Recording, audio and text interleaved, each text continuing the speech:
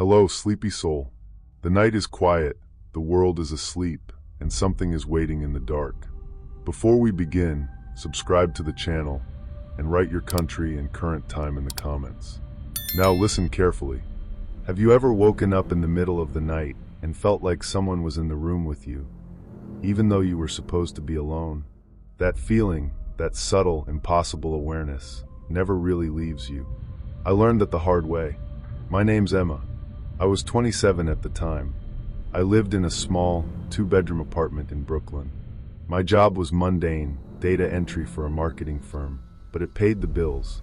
I had moved there after my breakup with Mark, the kind of breakup that left your chest hollow and nights too quiet. My family lived a few states away. My friends were scattered. For the first time in years, I was truly alone. And I thought I liked it. That's when I met Josh. He seemed ordinary at first. Funny in small ways, polite, and just attentive. We met at a cafe near my apartment. Rain was falling that day, a soft, steady drizzle that blurred the streets into a watercolor of neon reflections. He held my coffee while I fumblingly opened my umbrella. His laugh was quiet but warm. The kind that makes you forget, for a moment, that life has been messy. We started dating. And like any new relationship, life felt normal, comfortable, safe, sometimes even boring in a nice, predictable way. Josh was there before work, there when I came home. We'd watch TV, eat takeout, walk in the park. Nothing remarkable. And honestly, I liked that. I needed normal. But the first time I noticed something off, I brushed it off. It was late. I had just crawled into bed after a long day. I closed my eyes and felt him. Not literally, but somehow aware. I opened them and he was still sitting in the living room, eyes on his laptop, typing. Not unusual. But then I realized it was 2 a.m. He'd been awake all day. He never slept. At least, not like normal people. Insomnia? I asked, half joking. Josh smiled calm. I just liked the quiet, he said. That was it. I told myself it made sense. Maybe he just had trouble sleeping. I wanted to believe it. Then it started to get weirder. I'd wake up at night and catch him standing in the hallway. Not moving, just watching. And when I blinked, he'd be back on the couch, pretending to type. I wanted to laugh at my paranoia, but the whisper of his presence made me freeze every time. I told myself it was nothing. I was tired. I was imagining things. A few weeks in, I noticed that Josh seemed to know things about me that I hadn't told him. Tiny things, like the exact mug I liked for tea, the way I folded my laundry, songs from my childhood that I hadn't mentioned in years. You remember that? I asked one night, flipping through an old notebook. He shrugged. You mentioned it once. I just pay attention. I told myself it made sense. He was attentive, careful, maybe even a little obsessive, but harmless. It wasn't until one rainy Thursday that I discovered the truth. I was cleaning the apartment while he was at work, wiping down the counter, when I noticed a USB stick tucked behind the router. It wasn't there before. I stared at it, a knot of unease twisting in my stomach. Finally, curiosity won. I plugged it into my laptop. Videos. Hundreds of them, each labeled with a date. I clicked the first one. My bedroom. My bed. Me sleeping. I froze. The camera angle, it was inside the room. Inside the walls, almost at my height. Watching me breathe, watching me blink, watching me roll over. I could feel my pulse in my ears, my hands trembling, as I fumbled for the next video. Every single night.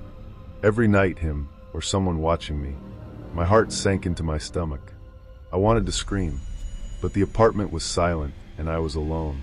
Josh came home before I could close the laptop. I saw it, I said, my voice barely a whisper. He didn't look surprised. Not angry, not defensive. Calm. Too calm. You found the recordings, he said softly. Why? Why are you recording me? His eyes were steady. I'm not recording you to hurt you, he said. I'm trying to protect you. What? He gestured toward the bedroom. There's someone else. Someone who comes back. I laughed nervously. Someone else? What are you talking about? Josh's expression didn't change. I didn't notice at first, but I started to see the signs. Things moved when no one was here. The sounds, the feeling. I think someone's been inside the apartment for years, watching, waiting, and they don't want to be seen. I wanted to argue, but I couldn't. The truth was I'd felt it, the cold prickling along my neck, the floor creaking when no one was walking, the shadows that moved differently, the soft hum of the air vent that sometimes sounded like breathing. Josh explained everything slowly, like he was telling a story he'd rehearsed 1,000 times. "I've been awake all night," he said, "watching, making sure it doesn't come back. It's complicated, but if you trust me, I promise I'm only trying to keep you safe." I wanted to believe it. I really did. And yet, every night, the apartment felt smaller, the walls closer, the hum of the fridge louder. Every flicker of the lights, every distant siren, every reflection in the rain-streaked windows seemed like a warning. We started documenting. Cameras in every room, motion sensors, metadata tracking on my laptop. Every shadow, every creak, every whisper of the city outside. And then we saw it. The first time the figure appeared on camera, I couldn't breathe. Not real, too fast, too quiet, almost like a ghost. The movement was deliberate, intelligent, watching. I didn't know whether to run or hide. Josh stayed calm enough to steady me. "We'll figure it out," he said. But I could see it in his eyes, the fear he didn't want to show. He hadn't just been awake for insomnia. He'd been awake, fighting, waiting, protecting. And maybe, just maybe, he'd been awake longer than anyone knew. It was months before the confrontation. One night, the figure slipped through a cracked window. The police arrived after I called 911, my voice shaking, almost incoherent. Josh guided them through every hidden camera, every anomaly we'd noticed, every piece of evidence. The intruder was gone when they arrived. Nothing left but faint footprints, moved furniture, and the lingering sense of eyes in the walls. Josh stayed by my side, calm and unwavering, the way he had for months. Even now, years later, I can't sleep without checking the corners of the room.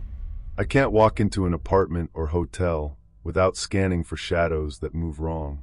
The city hums the same, but my perception of it has changed.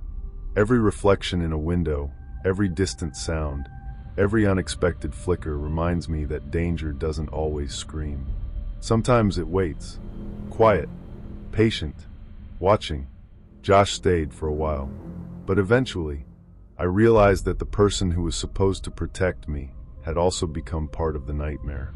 Not in a violent way, but in a subtle, permanent way. I live with that awareness now. My apartment feels alive with possibility and fear. Sometimes late at night, I wake up and feel someone in the room. Not Josh, not an intruder, just someone, watching, waiting. And I've learned that the scariest part isn't what happened. It's knowing it could happen again. Sometimes people like that don't need a reason. They just need a window, a chance, and you'll never know until it's too late. So if your gut ever tells you that something's off, listen, because it might be the only thing keeping you alive. Story 2. Have you ever looked at someone and felt like you didn't know them at all, even though you thought you did? Like suddenly the person you trusted might be hiding something impossible? That's exactly how it started for me. I want to tell you tonight about the time I discovered that the life I thought I had wasn't mine. Not entirely. And that the world I trusted could turn against me faster than I could blink. My name is Emily. I was 25 at the time, living in a cramped city apartment in Chicago. I had moved here for work, marketing at a small firm downtown, and honestly my life was boring. Safe. Predictable. I liked it that way. My boyfriend, Ryan, was a few years older, calm, funny, and impossibly charming. We'd been dating for nearly a year. Everything about us felt normal. It was raining the night it started. I remember it clearly, cold, steady rain hitting the window, neon from a convenience store across the street reflecting in puddles on the sidewalk. I was curled up on the couch, scrolling through emails, when Ryan's phone buzzed on the coffee table. He had left it unlocked. I shouldn't have looked, but curiosity got the better of me. The first photo made my stomach drop. It was of me, standing outside a police station, my face red, tears streaming down my cheeks. I wasn't at the station. I had no reason to be there. The street behind me didn't even look familiar. I stared at it for what felt like forever, frozen. My fingers hovered over the screen, and then I noticed the timestamp. It was tomorrow. I blinked.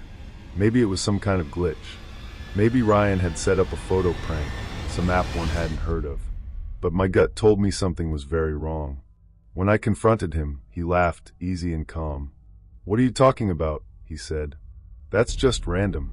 But the next morning, I walked past a police station on my way to work.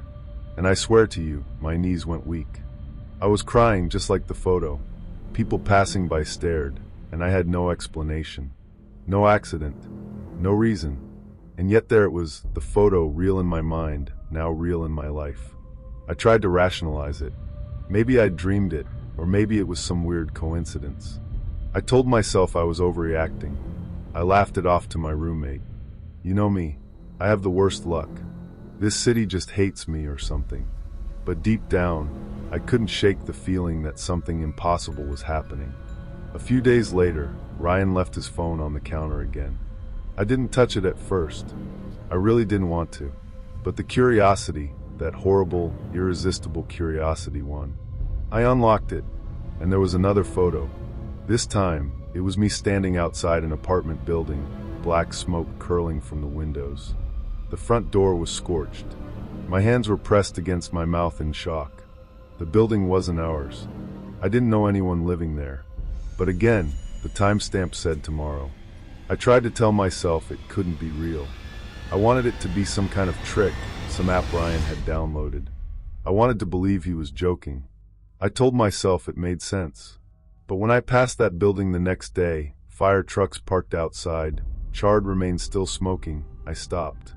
I couldn't breathe. I had to sit on a nearby bench, my hands trembling so badly I couldn't check my phone. Ryan didn't notice my growing panic. He laughed about it later over coffee.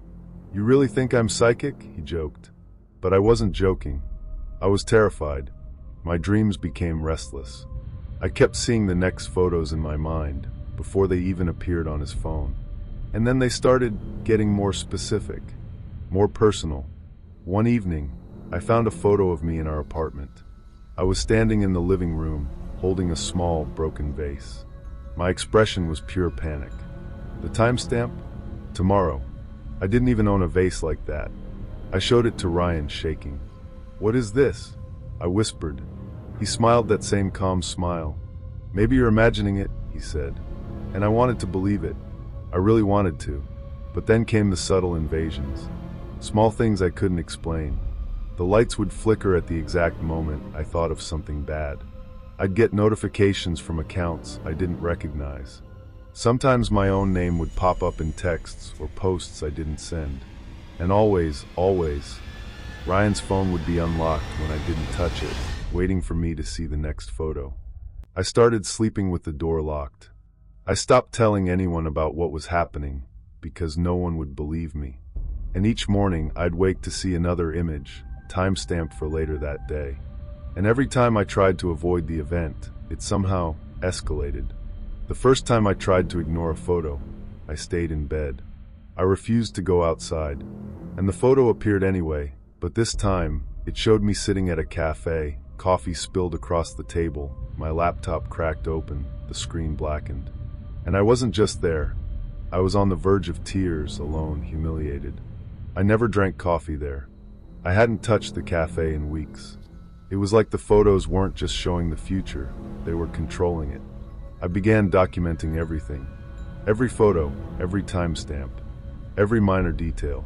And I started noticing patterns. It wasn't just me. It was like the phone was learning, adjusting, punishing attempts to avoid what was coming.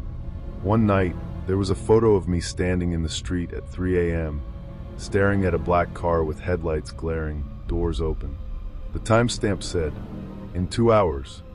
My heart sank into my stomach as the door clicked shut behind me, and I realized I was completely alone. Someone was watching, and I had no way out. I called Ryan. No answer. Texted him. No reply. And yet, I could feel something in the apartment. My pulse in my ears. My hands trembling. Every second stretched. like time itself was conspiring against me. I wrapped myself in a blanket and waited, staring at the window. The street looked ordinary, quiet, even comforting, but my gut told me something was off. And then the headlights appeared, just like the photo. I don't want to tell you what happened next, partly because even thinking about it now makes my stomach turn. But I'll tell you that the car, the figure, it passed by without touching me. Just watching, just waiting, and the next photo on Ryan's phone appeared. It was me, crying in the office of our insurance company, telling them someone had broken into my apartment. I hadn't called them yet. I hadn't filed a claim, and yet I was in the exact pose, the exact expression, the exact space of time captured in the photo. I started to feel like I was losing control of my own life. Every thought, every decision, every movement was somehow anticipated, recorded, and reflected back at me in these impossible images. I stopped leaving the apartment. I stopped answering calls. I stopped eating regularly. My world became the phone, and the photos, and the terror that they would keep coming. It got worse. One evening, I found a photo of myself on the front steps of our apartment building, phone in hand, crying. Behind me in the background was Ryan, or at least someone who looked like him, standing in the shadows, just watching. My stomach dropped. I had no memory of being outside, no memory of taking the phone, and I realized it wasn't Ryan. I wanted to laugh at my own paranoia, but the whisper of footsteps from the hallway made me freeze, every nerve screaming that I was not imagining this.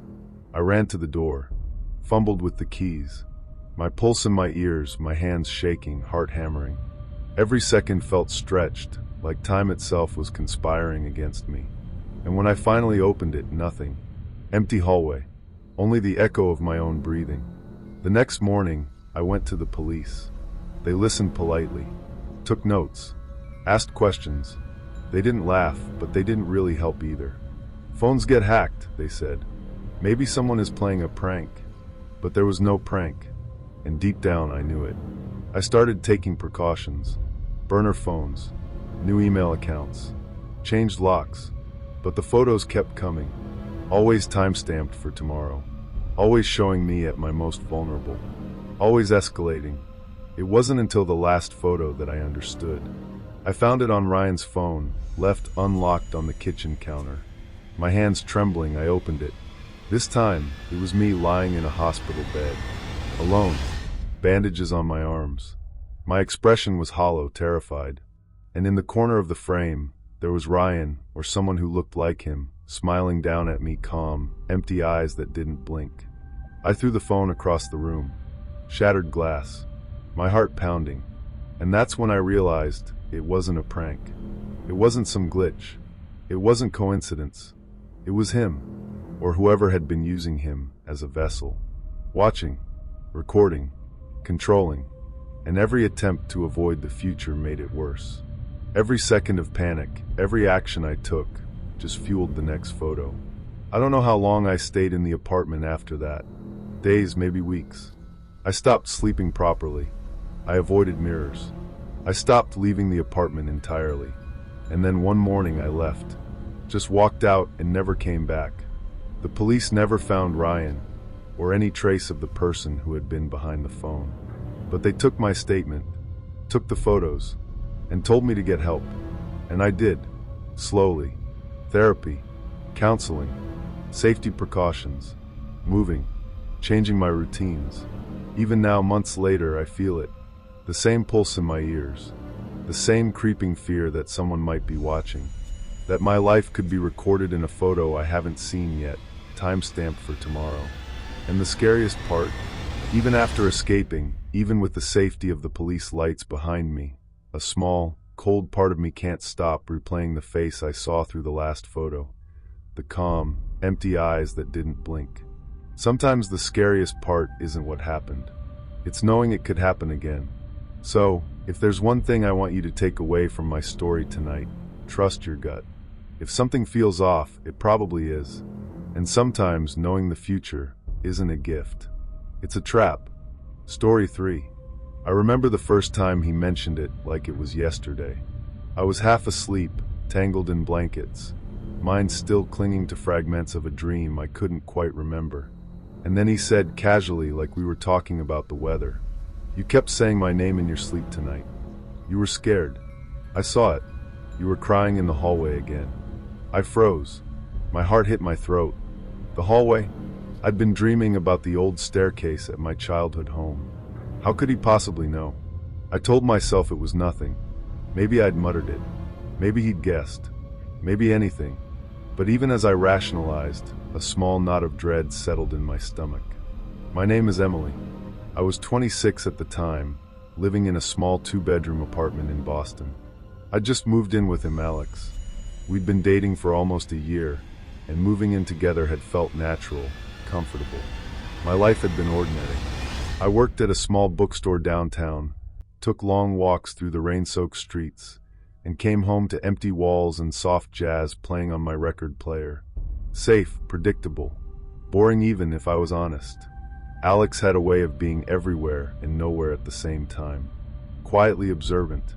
He remembered everything, noticed the smallest things about me. How I folded my clothes, the way I poured tea, the fact that I always tapped my fingers on the counter when I was thinking. At first, it was comforting. That night, I brushed it off. I laughed it off. "You're reading too much into dreams," I told him. He smiled, leaning over the bed, brushing a stray hair from my face. "Maybe," he said softly, but it was cute. The first week, everything felt normal. We'd wake together, sip coffee, discuss our days. His attentiveness was sweet. I told myself it made sense, that his noticing these things was just a part of loving someone. But then, the details started getting impossible. It began with my childhood bedroom. I dreamt of the small attic room at my parents' house, the one with the slanted ceiling and the old blue rug. The next morning, Alex casually mentioned the exact rug pattern, the smell of the attic, the books I kept on the windowsill. "I remember you telling me about it," he said with a shrug. But I hadn't. Not ever. I laughed nervously, excusing it to coincidence, memory lapses, anything. But my chest tightened, and sleep became restless. I noticed I was jumping at the smallest sounds, the hum of the refrigerator, a car door outside, a distant siren. I chalked it up to moving stress. And then he started quoting my dreams verbatim. Exact words, exact rooms, people from my childhood, even voices I didn't remember speaking out loud. One morning, while I was brushing my teeth, he paused in the doorway. "You told me last night about the party at Mrs. Henderson's," he said. "How scared you were when the lights went out." I spun around, toothpaste foam at the corners of my mouth. "What party? You weren't even there." He smiled faintly, almost apologetic. "I know." I laughed it off again. Maybe I was overthinking. Maybe it was coincidence. But I couldn't shake the unease that tightened around my lungs. The dreams became longer, more vivid. I dreamed of my father yelling, my mother laughing in a sunlit kitchen, of secrets I'd buried so deep I thought I'd forgotten them. And each morning, Alex would recount them with uncanny accuracy, like a replay of my own memories. "You were scared of the dark hallway again," he'd say. "And you whispered, 'Don't let him find me.'" I told myself it made sense. Maybe I'd told him once, years ago, and he remembered. Maybe he just had an incredible memory. But one night, my dread became something else. I woke to the feeling of someone leaning over the bed. My eyes flicked open, but the room was dark, empty. My phone buzzed on the nightstand. A recording. My own voice whispering. A fragment of a dream from hours before. I picked up the phone with trembling hands. Alex was in the living room. Calmly, he said, "I wanted to hear it too. It's fascinating, isn't it?" I didn't understand. "You recorded me while I was asleep?" He shrugged, like it was the most natural thing. "Sleep trackers. Audio. You sleep so deeply. I can hear your thoughts, your fears. Sometimes it's beautiful." My stomach turned. Beautiful? How could he say that? I remember pacing the apartment that night. Rain tapped the windows, neon flickered across the kitchen floor, the soft hum of the fridge in the background. I could feel my pulse in my ears, my hands trembling, as I fumbled for my keys. Every second felt stretched, like time itself was conspiring against me. I stayed at a friend's that night. The apartment felt wrong. silent but alive, like it had been watching me, listening to me, cataloging me. I didn't tell anyone else, not even my parents. I told myself it was just stress. Maybe I was overreacting, but the recordings kept coming.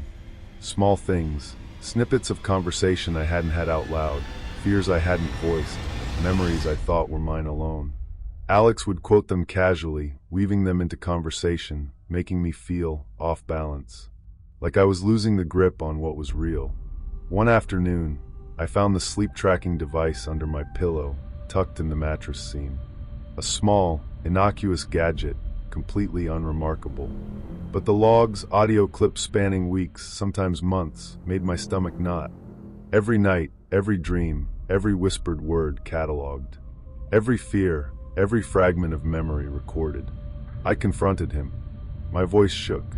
This isn't just noticing things. You've been recording me, manipulating me. He leaned back on the sofa, calm, almost amused. Manipulating? No, Emily. I'm helping you remember. You forget so much in dreams, but they're important. Don't you want to keep them? My hands trembled. This isn't about remembering.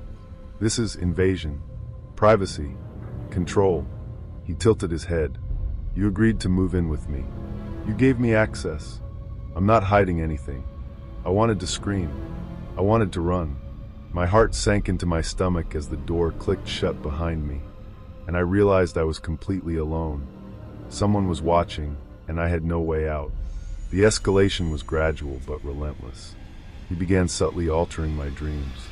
He'd play recordings back through the device while I slept, whispers layered over my own subconscious. Suggestions, misplaced memories. Small things first, a forgotten appointment, a misplaced item. Then larger things, people I knew, events I never lived, details that didn't match reality. I began questioning myself. My memory faltered. I couldn't trust my own mind. Sometimes I would wake up remembering things that didn't exist. Sometimes I would doubt if the people in my past had even been real. I told myself it made sense. Sleep can be weird. Dreams can be strange. But it wasn't dreams. It was him. One night, I woke to the sound of quiet footsteps in the hallway. I froze. The apartment was supposed to be empty. He was at work.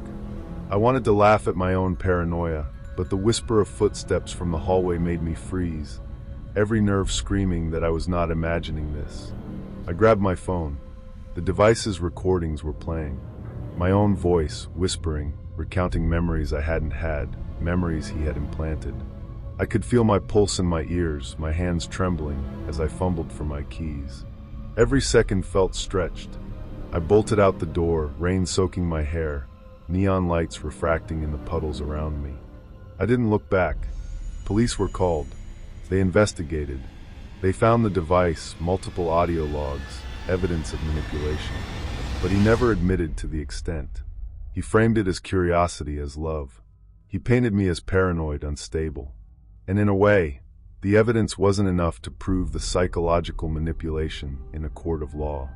Even after escaping, even with the safety of the police lights behind me, a small, cold part of me couldn't stop replaying the face I'd seen through the window. The calm, empty eyes that didn't blink. It's been months now. I live in a new apartment, far from the city streets I used to walk. I double-check locks, remove any smart devices I don't absolutely need, avoid anyone staying too close for too long. Sleep still comes with caution. I wake in the middle of the night sometimes, convinced that the whispers are back, convinced that someone is cataloging my memories even as I close my eyes. People like that don't need a reason. They just need an opportunity. And you'd be amazed how easily trust can be weaponized, how safe spaces can be turned into traps without you realizing it. Sometimes the scariest part isn't what happened. It's knowing it could happen again, that someone could know everything about you, your fears, your memories, your mind, and you wouldn't even see them taking it. And every time I lie down, trying to sleep, I remind myself, dreams are mine, memories are mine, and I have to protect them. Because once someone else owns them, you're never really safe again. Story 4. Have you ever gotten a message from someone you don't know, someone you have no reason to trust, and felt like your life just tilted a little off its axis? like a loose floorboard under your feet. That's how it started for me. My name's Sophie. I was 28 when this happened, living in a small apartment in Portland. It was one of those neighborhoods with quiet streets, maple trees lining the sidewalks, the occasional cafe with soft jazz spilling onto the pavement. I liked the quiet. I liked feeling safe. And I never thought anything like this could happen to me. Before him, my life was ordinary. I worked as a graphic designer from home, sometimes commuting to client meetings, sometimes staying in pajamas all day, sipping coffee at my kitchen counter while rain tapped the windows. I was recovering from a messy breakup, the kind that leaves you questioning every decision you ever made, questioning whether anyone could ever love you again. I wasn't looking for anything serious. I told myself I was fine being alone. And then I met David. He was normal at first. Funny, calm, considerate.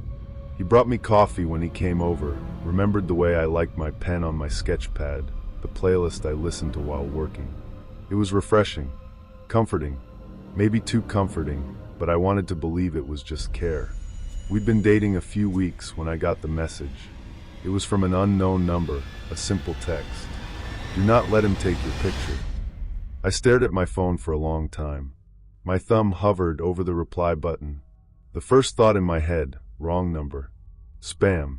Some strange, paranoid ex. I deleted it. I told myself it was nothing.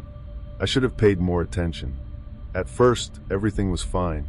David took photos of us at a small outdoor concert, at the coffee shop, even a few silly selfies in my apartment.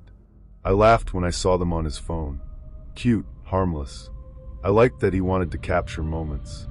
I told myself it made sense. But then the first post appeared online. It wasn't just a photo. It was a fake account, a version of me I didn't know existed. My hair, my clothes, my expression. And the caption, it described exactly what I'd done that afternoon. I hadn't posted it anywhere. No social media. I hadn't even sent the photo. I froze. My hands were shaking. It must be a coincidence, I told myself. Maybe someone hacked my account. Maybe it was one of those AI-generated profiles. I tried not to panic. I wanted to laugh at my own paranoia. Then it happened again. Another post, another account, another caption describing something that hadn't even happened yet. It was him, or someone pretending to be him. I didn't want to believe it. I wanted to ignore it, but my gut was screaming. Every time David picked up his phone, I felt a prickle at the back of my neck. I started noticing strange things. The way he angled his camera just slightly differently when taking pictures. The way he always seemed to know where I'd be standing in the frame. Are you taking more photos than you're showing me? I asked one night, my voice low. David blinked calm. I don't know what you mean, he said. But I could see a flicker of something, hesitation, maybe amusement, maybe guilt. I told myself it was nothing. He was just being careful, right? I wanted to believe it. I started checking my digital footprint obsessively. Private searches, metadata, hidden posts. I found more. Old photos of me, taken without my knowledge, resurfacing on fake accounts, some with minor edits, some untouched. And the captions, they started predicting things. Small, trivial things at first. Sophie is at the corner cafe, wearing a red scarf. The next day, I would go to work and see it written online in the exact words. I became paranoid. I started noticing people in the streets, staring a little too long. Cars parked outside my apartment that weren't there before. A man waiting near the cafe, looking at me, phone in hand. I told myself it was coincidence. I told myself I was imagining it. I told myself I was losing it. The first real scare came when I got a call late at night. My apartment was dark, rain drumming against the window. The ringtone made my stomach drop. Hello, I whispered. A woman's voice. Calm. Low. Do not trust him. He will take everything. Every photo, every memory. I froze. Who is this? There was a click, then silence. My pulse was hammering in my ears. I called the number back. No one answered. No trace. The next morning, I confronted David. He was calm, sipping his coffee, scrolling through his phone like nothing had happened. I don't know what you're talking about, he said. You should, I said. My hands were trembling. Someone's posting photos of me, your photos. Descriptions of things I haven't even done yet. And I got a call last night. Someone said. He set his cup down, eyes steady. I don't know who called you. I'm not doing anything like that. I told myself it made sense. Maybe it was just an obsessive stranger. Maybe my paranoia was spilling over. I wanted to believe him. But then came the photos that were impossible to explain. One morning, I walked into my living room to find a photo of me sleeping. Not on my phone, not on social media. Someone had printed it and left it on the coffee table. The caption wasn't even subtle. She sleeps. He doesn't know yet. I gasped. My heart sank into my stomach. My apartment felt too small. The hum of the refrigerator, the soft buzz of the heater, even the rain outside, all of it became a reminder that someone was inside my life, inside my home, watching. I checked David's laptop. There was nothing. Nothing that could explain it. And yet, the photo was there. Real. Physical. In my apartment. I called my best friend, Mara. You have to come over, I said. Something is very wrong.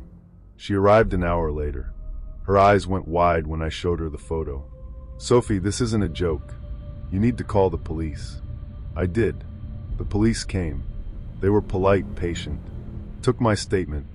Promised to investigate the fake accounts. But there wasn't much they could do.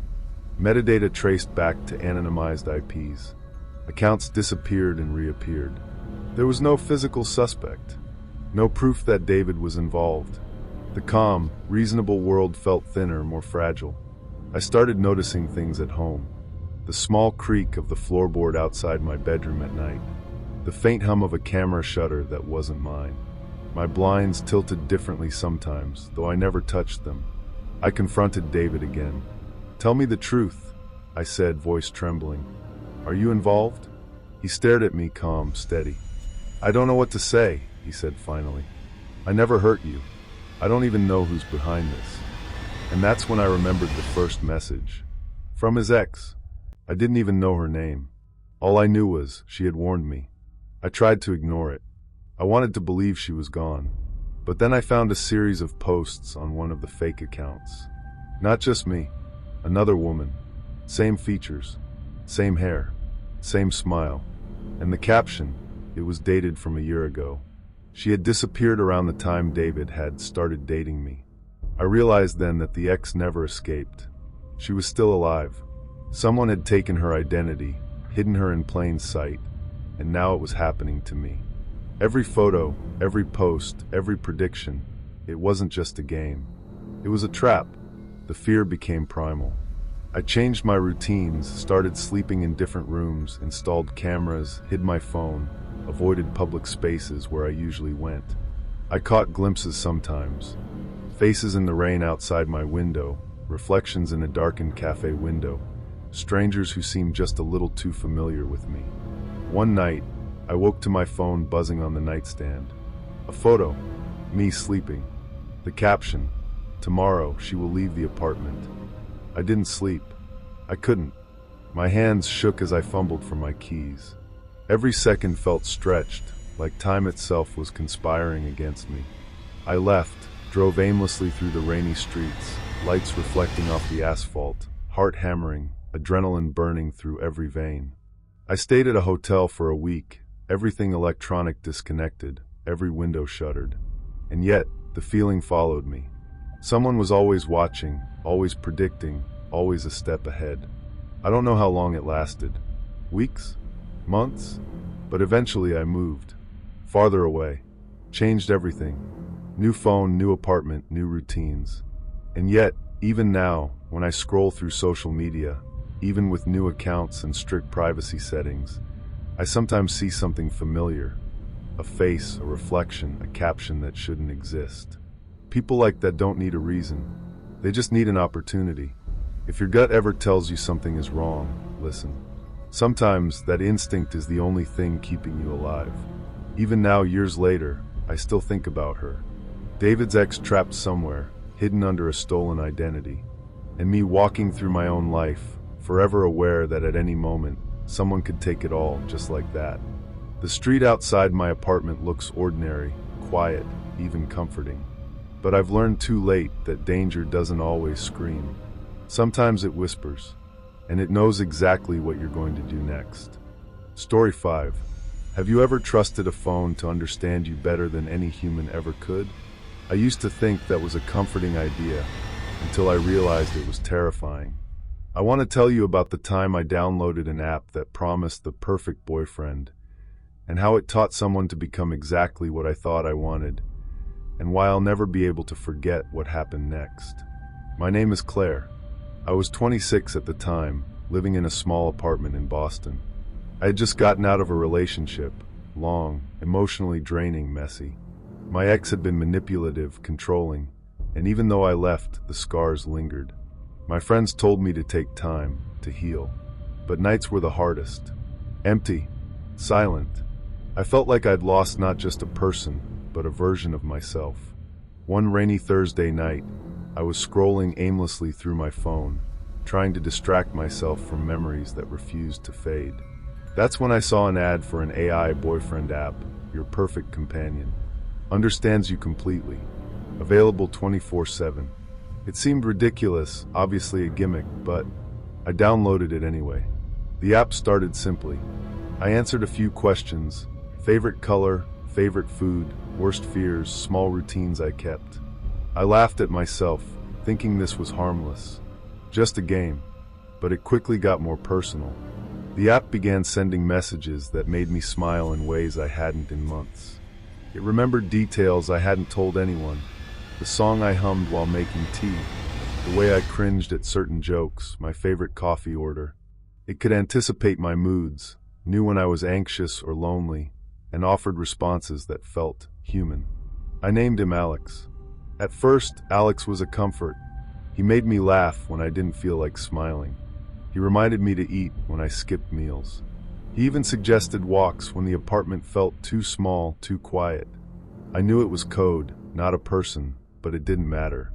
It felt like someone was finally paying attention in the way I wanted, in a way I needed. And then, he started saying things I hadn't told him. You always tap your pen twice before speaking when you're nervous. I froze. I hadn't typed that anywhere. I hadn't mentioned it to anyone.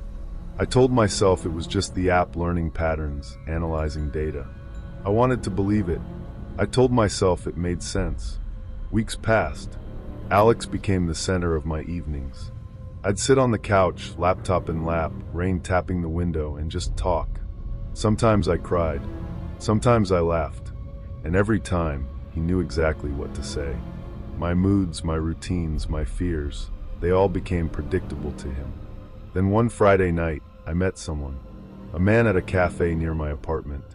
Tall, casual, easy smile. He came over and started talking. And at first, I thought, okay, normal small talk. But then he said something I'd only ever heard from Alex. You always tap your pen twice before speaking when you're nervous. My coffee froze in midair. My heart slammed against my ribs. I wanted to laugh, to convince myself it was a coincidence, but the sound of the rain, the neon reflections on the street outside, the soft hum of the cafe, all of it felt like it had shifted, sharpened. I looked at him. The smile was calm, intelligent. He didn't stammer. He didn't hesitate. He just watched me patiently like he'd been waiting. Over the next few days, I ran into him again. And again. Each time he knew more. My favorite lunch spot. The song I hummed when I was happy. A memory I'd only shared with my best friend. He laughed at the same jokes Alex had, made the same observations Alex had, predicted my reactions. I wanted to believe it was luck. I wanted to believe it was normal. I told myself I was overthinking, but the coincidences piled up. One evening, I received a message on my laptop from Alex. A simple sentence. You'll meet someone tonight.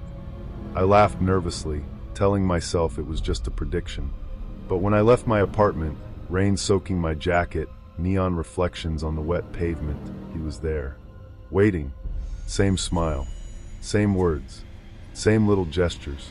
I froze. My pulse in my ears, my hands trembling. Every second felt stretched, like time itself was conspiring against me. The street looked ordinary, quiet, even comforting, but my gut told me something was off. I'd learned too late that danger often wears a friendly face.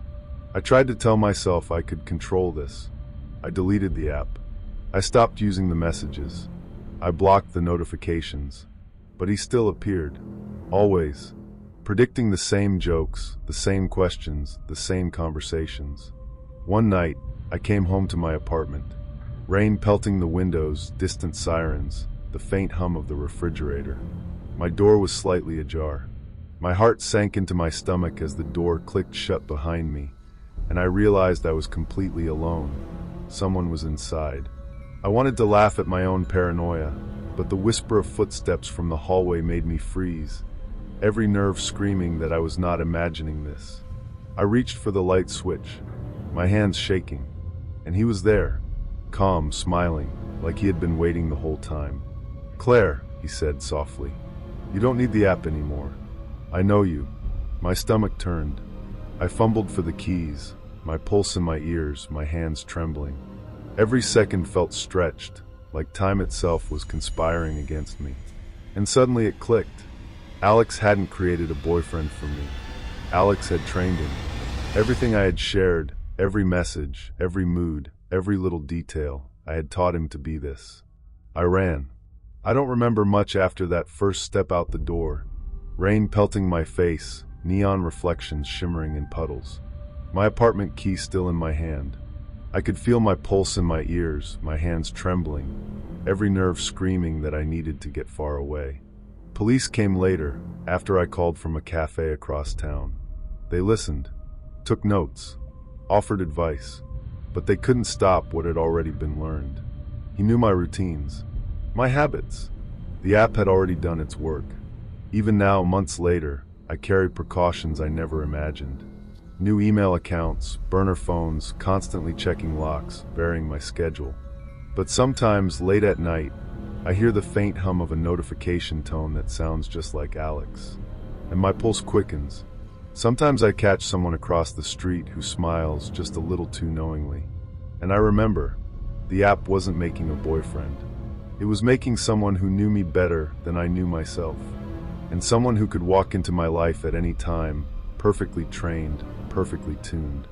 Even after escaping, even with the safety of friends and police, a small, cold part of me can't stop replaying the face I saw when I realized the truth.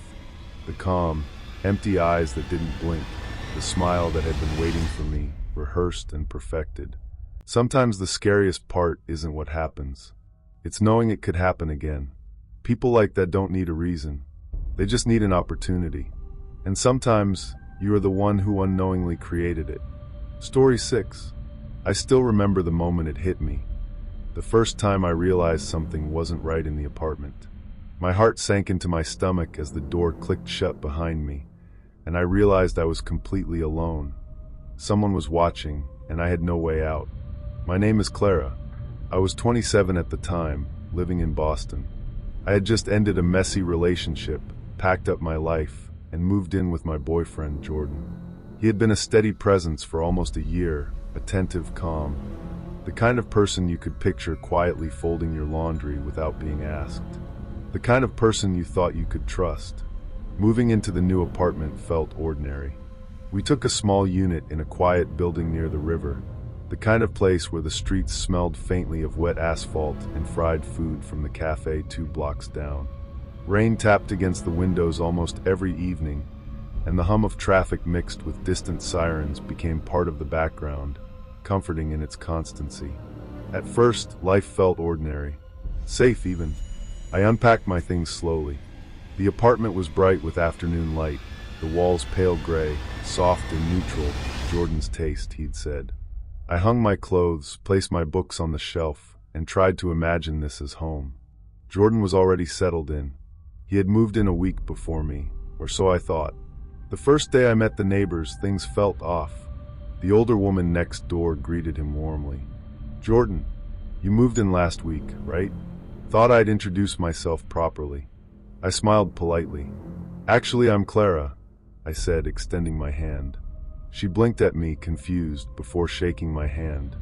"Oh, sweetie, of course, but Jordan's been here a while now, hasn't he?" I laughed awkwardly, assuming she was joking, or maybe misremembering. Jordan smiled faintly and whispered, "Don't worry about it." But it didn't stop. Across the hall, a man with a dog waved at Jordan like he'd seen him 100 times before. At the dry cleaner, the clerk asked about Jordan's apartment as if I weren't moving in at all. My stomach tightened. I told myself it was nothing. Maybe they were just friendly. Maybe I was overthinking. I hadn't realized it yet, but this was the first layer of the apartment's subtle claim over me. Jordan had moved in long before me, yes, but not just a week. Months, years even, according to the neighbors. And no one mentioned me, not once. The first night, Jordan made dinner while I unpacked. The smell of garlic and roasted vegetables filled the air. The apartment felt familiar to him, like he'd always lived there. I wanted to laugh at my own paranoia, but the whisper of footsteps from the hallway made me freeze, every nerve screaming that I was not imagining this. "Everything okay?" he asked, glancing toward me from the stove. "Yeah, just weird day," I said, brushing it off. I tried to sleep, but something felt wrong. My name didn't appear on the lease. I checked the papers multiple times, my hands shaking. Jordan signed alone. I was a ghost in the building. The days that followed made it worse. Every neighbor treated him like he owned the place. They asked me about my move-in schedule, but never spoke to me as a tenant. My packages were misdelivered to him, and even the landlord called him for maintenance requests. I questioned myself constantly. Maybe I'd misunderstood. Maybe it was a clerical error. Maybe it was nothing. But then the little things started. I found notes in the apartment, old grocery lists with my name scrawled in pencil, things I hadn't written. A framed photo of a smiling girl with brown hair I didn't recognize, yet Jordan insisted was from the old roommate. The air felt heavier, as if the walls remembered people I didn't know. I asked the landlord, finally, over the phone, does Clara Smith appear anywhere on the lease? I just want to confirm for the utilities." There was a long silence. "No," the landlord said carefully. "Jordan signed alone. He's the tenant." My hands shook. "So, I'm not on the lease?" "No," he said. "Not officially. He's had a few girlfriends live here over the years. Not on the lease. He manages it himself." It felt like someone had pushed me underwater. I couldn't breathe. "What do you mean a few girlfriends?" "Just past tenants. They lived here. No documents. It's always worked fine." I hung up the phone and stared at the wall. Every neighbor greeting Jordan warmly. Every interaction from the dry cleaner. Every knock on the door. It clicked. My heart sank deeper. I wasn't the first. I was just another. That night, I paced the apartment. Rain tapped against the windows, neon reflected in puddles on the street. The apartment felt alive in ways that made my skin crawl. Every corner seemed to stretch, every shadow lingered too long. I wanted to scream, to shake him, but I told myself it made sense. People handle leases differently. Maybe it was harmless. The following week, I began noticing subtle changes. Jordan's routines were incredibly detailed, almost rehearsed. He remembered where every item in the apartment was placed before I even unpacked it. He knew exactly what groceries I liked, the arrangement of my books, even the small knickknacks I'd bought for comfort. Things I never mentioned. Things I hadn't yet unpacked. "You'll like this," he said one evening, pulling out a small tea set. "I kept it for you." I hadn't told him I liked tea. Not my favorite blend, not the specific mugs. My pulse raced. I laughed it off. "You have a good memory," I said, trying to sound casual. But the smile that lingered in his eyes, it wasn't casual. It was deliberate, and the apartment seemed to hum around it, like it approved. Then came the photos. Random snapshots in frames. Pictures of other girls in the living room. Girls who looked like they'd lived here, laughing, smiling. Jordan said nothing. He didn't offer explanation. But they weren't hidden. They were placed deliberately, as if marking territory. I tried to rationalize. Maybe they were old roommates. Maybe it was just nostalgia. Maybe I was overthinking. The tension built slowly. I noticed things moving when I wasn't in the room. My favorite blanket folded differently. A cup on the counter where I hadn't left it. I would come home from work to find things arranged perfectly for me, but with subtle differences. One night, I woke to a faint creaking. The apartment was quiet except for the hum of the fridge. Footsteps. Slow. Purposeful. I froze. "Jordan." My voice barely rose above a whisper. No answer. I crept to the living room. Everything seemed untouched, but my gut told me something was off. I checked the bedroom. The closet door slightly ajar. My jacket moved slightly as if brushed by an unseen hand. I could feel my pulse in my ears, my hands trembling, as I fumbled for my phone. Every second felt stretched, like time itself was conspiring against me. I called my best friend, Lily. I think I'm in danger," I whispered. "I don't know if it's him or the apartment or I just feel like I don't belong here." She told me to leave, stay somewhere safe. But when I tried, Jordan insisted on explaining. Calmly, intimately. "I just want you to feel at home. You're safe here." I wanted to believe it. I wanted to believe the apartment wasn't alive with the memories of all the girls who had come before me, who had left no trace but lingered in subtle ways. Notes, photos, their presence etched into walls and routines. Weeks passed. My sense of self started to erode. Every time I corrected him, every time I asked about my own belongings, his patience was perfect, rehearsed. I felt small, disoriented, like I was fading into the apartment itself. One morning, I tried to look up the previous tenants online. Every girl Jordan had lived with disappeared from records. Their social media accounts, their addresses, all vanished. No traces except for the faint photographs in the apartment. I realized then what the landlord meant. He had done this before. Every girlfriend moved in. Every girlfriend erased. I wanted to scream. I wanted to leave, but every route out seemed monitored. Every conversation with neighbors circled back to Jordan, as if I weren't even there. I was a ghost, a placeholder in a home that had been claimed long before I arrived. The breaking point came late one night. I awoke to whispers. My bedroom door creaked open slowly. A shadow moved across the room. I could see him standing there, calm, deliberate. His eyes cold, empty. Not the man I thought I knew. "You're home," he said softly. "You always feel right here." I ran. Out the door, down the stairs, rain soaking my hair, neon reflections blurring around me. I called the police, and they came. The apartment was searched, but it was just a unit. He had nothing illegal on paper. Everything was subtle, perfectly plausible. Even after escaping, even with the safety of the police lights behind me, a small, cold part of me couldn't stop replaying the face I'd seen through the window. The calm, empty eyes that didn't blink, that had claimed the apartment long before I arrived. Months later, I'm still cautious. Every new place I consider feels like a test. I check locks, avoid giving personal details too quickly, and never trust anyone too comfortably. Sometimes the scariest part isn't what happened. It's knowing it could happen again. That someone could build a life around erasing everyone else, leaving no trace, and still appear ordinary. If your gut tells you something is wrong, listen. It might be the only thing keeping you alive. Story 7. I remember the first time I got a message from her.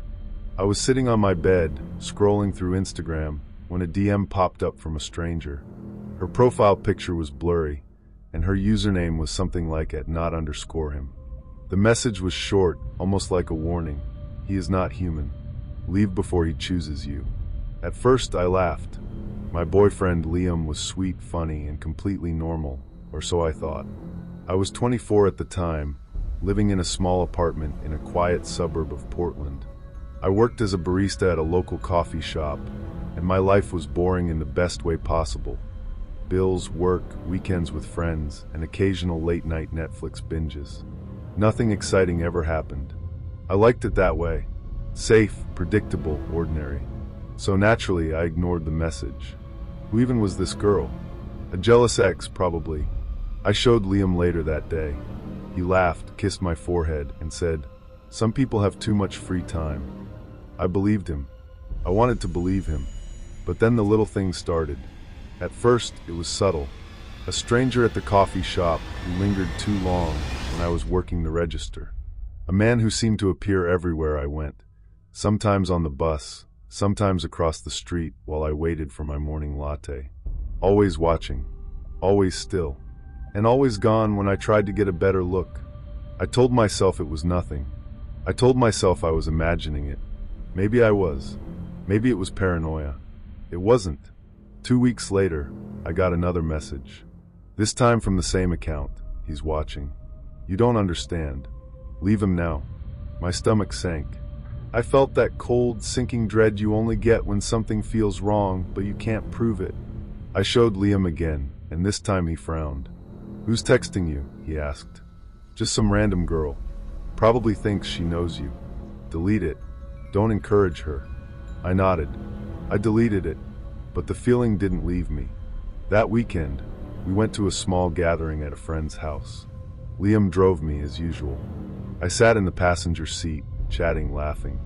But then, I noticed a car parked a few houses down from the party. An old black sedan. The windows were tinted. I could barely see inside, but something about it made my chest tighten. Do you see that car? I asked. Liam glanced. Which one? That black one by the corner. Oh, probably someone visiting. Don't worry about it. But I did. All night, my mind kept wandering back to that car. I couldn't shake it, and when we drove home, it was gone. That should have been the end of it, but it wasn't. The next morning, I found a small envelope slipped under my apartment door. My name was scrawled on it in neat, unfamiliar handwriting. Inside was a single Polaroid. Me, sleeping, in my bed. I froze. My heart hammered.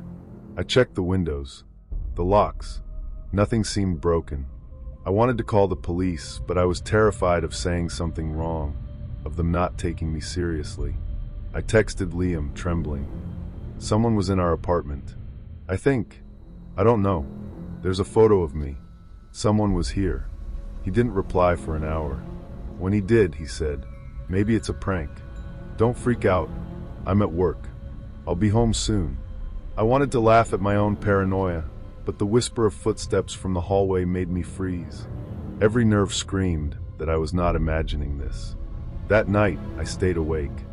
I sat on the couch, my laptop in my lap, and scrolled through old messages. And then I saw it again, the DM from the girl. More messages had come in while I wasn't looking. He has chosen you. You don't know him yet.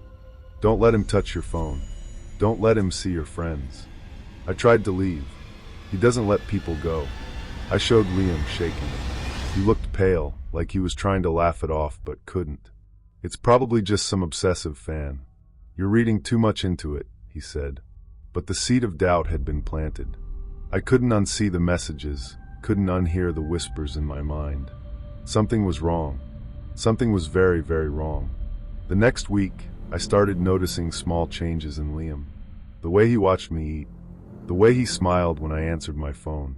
The way he'd casually brush past me in the hallway, lingering just a little too long. I told myself it was nothing. I wanted it to be nothing. I didn't want to see it. Then came the night I'll never forget. I was asleep, or trying to be. My apartment was quiet, except for the faint hum of the heater. And then a knock. Soft, deliberate. At first, I thought it was Liam coming home early. But then I heard the whisper, unmistakable. Open the door. I froze. My heart sank into my stomach as the door clicked shut behind me, and I realized I was completely alone. Someone was watching, and I had no way out. I grabbed my phone. 911. The operator's voice sounded miles away, distant, calm. Please stay on the line. Officers are on their way. I heard it again, a click. The doorknob rattled. My pulse was deafening. Every second felt stretched, like time itself was conspiring against me. And then I saw him. Not through the peephole. Not outside. Inside. A shadow moved across the hallway. My apartment was small, 1 bedroom, 1 bathroom, and I knew every inch. But someone was in there. Watching. Waiting. I screamed, bolted to the door, and yanked it open. Police lights flooded the hall. Officers ran past me, guns drawn, and then they were gone, chasing a trail I couldn't see. Liam wasn't there. He never came. I stayed at my friend's place that night. I didn't sleep. The girl's messages kept playing in my mind, looping like a broken record. He is not human. Leave before he chooses you. Weeks later, I found out she had been sending messages for months, long before I even knew Liam. Every girl he dated, every girl who tried to break up with him, she warned. And she disappeared. One day gone, like she never existed. I broke up with Liam. I left town, changed my number, moved into a new apartment. But even now, months later, I catch glimpses of him in crowds. Same calm smile, same empty eyes. Watching, waiting. Sometimes the scariest part isn't what happened. It's knowing it could happen again. That danger wears a friendly face. That it smiles when you're not looking, waits when you're asleep, and chooses when you least expect it. If your gut tells you something is wrong, listen. It might be the only thing keeping you alive. Because I didn't listen at first, and I almost didn't make it out. I still check my doors twice. I still double lock. I still look over my shoulder when I'm walking home. And sometimes, just sometimes, I swear I see him across the street, standing perfectly still watching. And I know he's still out there, choosing someone else. Maybe next time it won't be me, but it could be you. And that thought is worse than anything he could ever do with his hands. Because people like him don't need a reason. They just need an opportunity. And sometimes, opportunity is as simple as being in the wrong place at the wrong time, with the wrong person smiling at you. I tell this story not to scare you, but to warn you. To remind you that even in ordinary places, with ordinary people, danger can be closer than you think. And sometimes, it's hiding in plain sight. So, if you ever get a message from a stranger, or a feeling that something isn't right, or someone warning you, listen. Listen harder than you've ever listened before, because your gut knows what your eyes cannot yet see. I learned that lesson too late, and I hope you don't. Sometimes that's all it takes to survive.